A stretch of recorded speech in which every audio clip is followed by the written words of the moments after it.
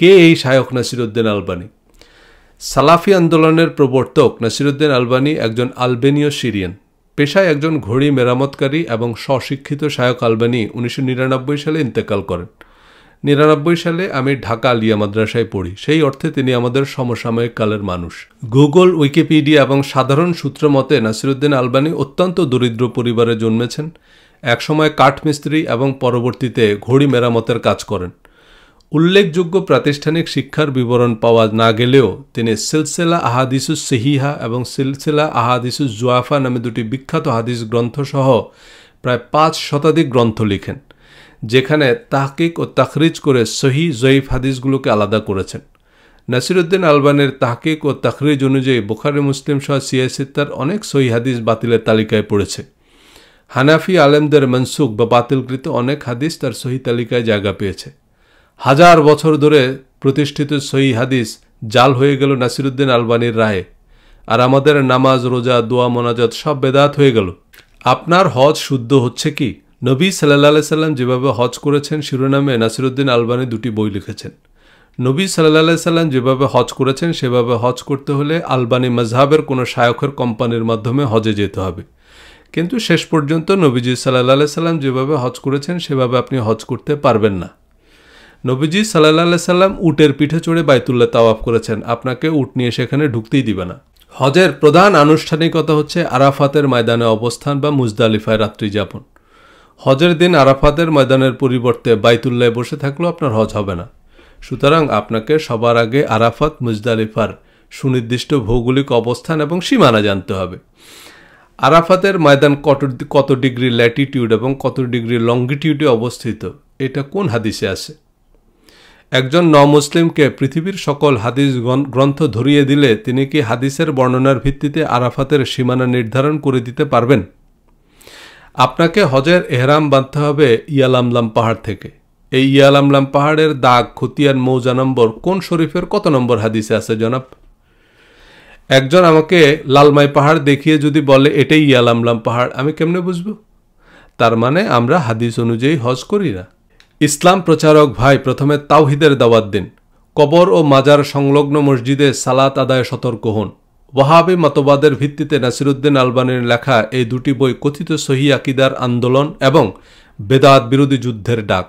ওয়াহাবি দর্শন মোতাবেক সুফি তরিকা, দরগা, মাজার মানে শিরক, এবং এই অপরাধে তারা ওসমানী খেলাফতকে মুশরিক আখ্যা দেয় এবং ব্রিটিশ সামরিক সহায়তায় ওসমানী খেলাফত উৎখাত করে।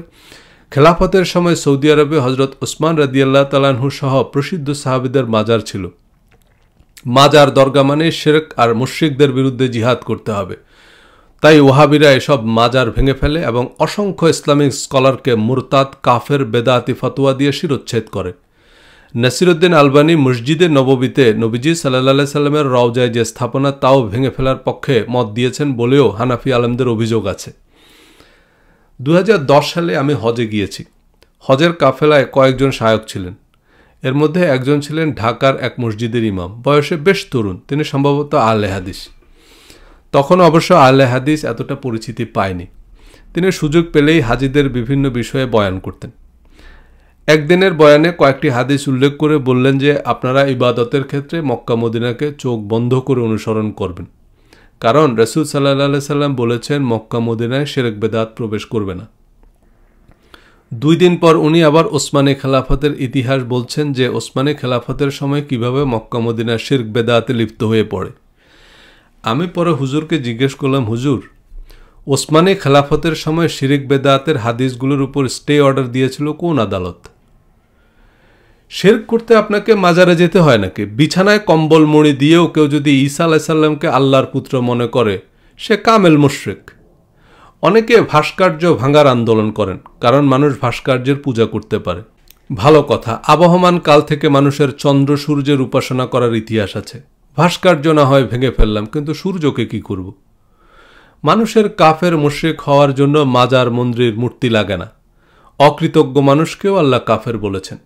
সৌদি আরবের অনইসলামিক কর্মকাণ্ড এবং বৈশ্বিক সন্ত্রাসবাদের মতাদর্শ হিসাবে ওয়াহাবি শব্দটা মুসলিম বিশ্বে অনেকটা রাজাকারের মতো বিতর্কিত। তাই নিজেদেরকে কেউ ওয়াহাবি পরিচয় দেয় না, প্রতিপক্ষের লোকরা ওয়াহাবি বলে গালি দেয়। নাসিরুদ্দিন আলবানি ওয়াহাবিজমকে রিফর্ম করে সালাফি নাম প্রবর্তন করেন। নব্য আহলে হাদিসদের বেশিরভাগ সালাফিজমের নামে মূলত আলবানি মাজহাবের অনুসারী। আবারও মনে করিয়ে দিই, কোনো দল মত মাজহাবের সবার জ্ঞান অভিজ্ঞতা বিচক্ষণতা সমান নয়, তাই সবাই একই মতবাদে বিশ্বাসী নয়। আলেমরা হয়তো এমনটা বোঝাতে চাননি, কিন্তু ভক্তরা ক বললে কলিকাতা বুঝে।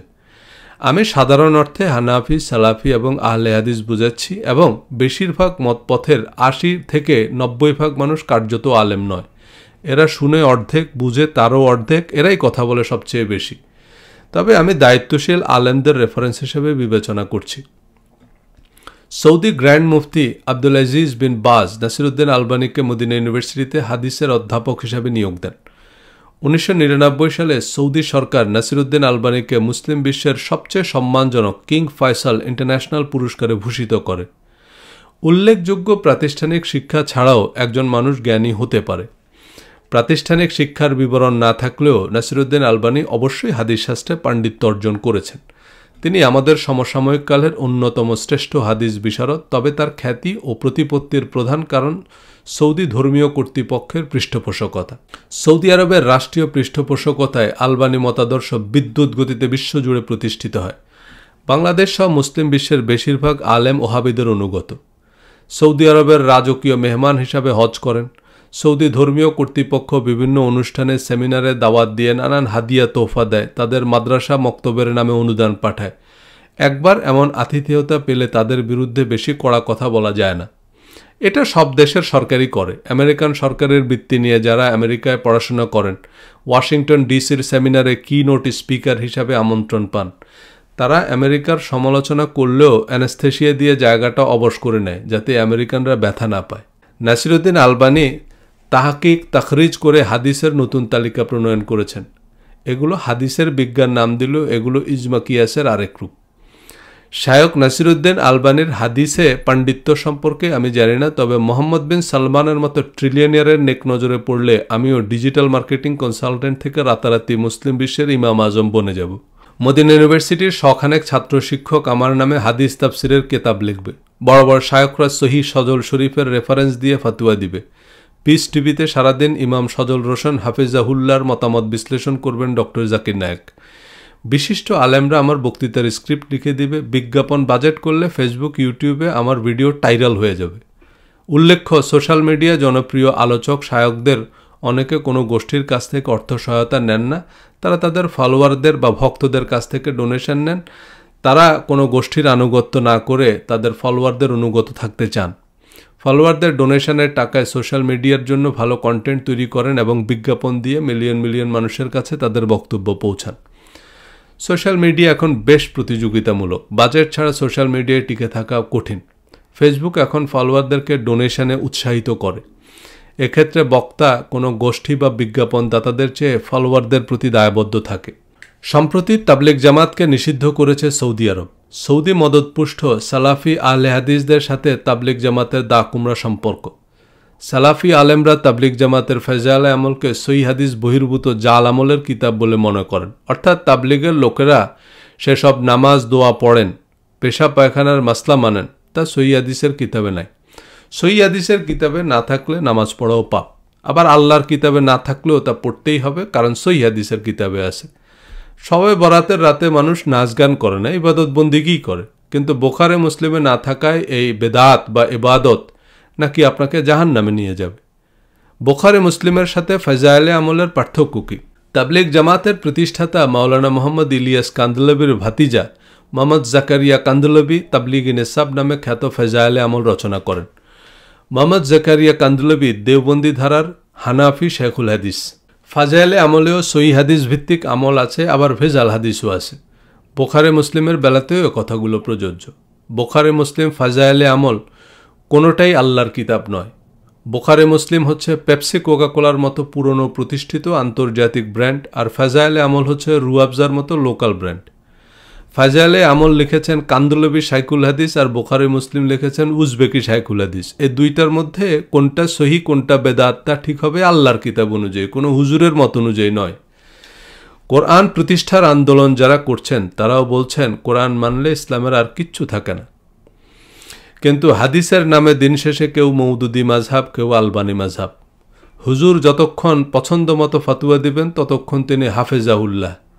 সত্য কথা বললে উনি বিক্রি হয়ে গেছেন, ইহুদিদের সাথে হাত মিলিয়েছেন, খ্রিস্টান মিশনারিদের এজেন্ডা বাস্তবায়ন করছেন ইত্যাদি মুখস্থ গালিগালাজ।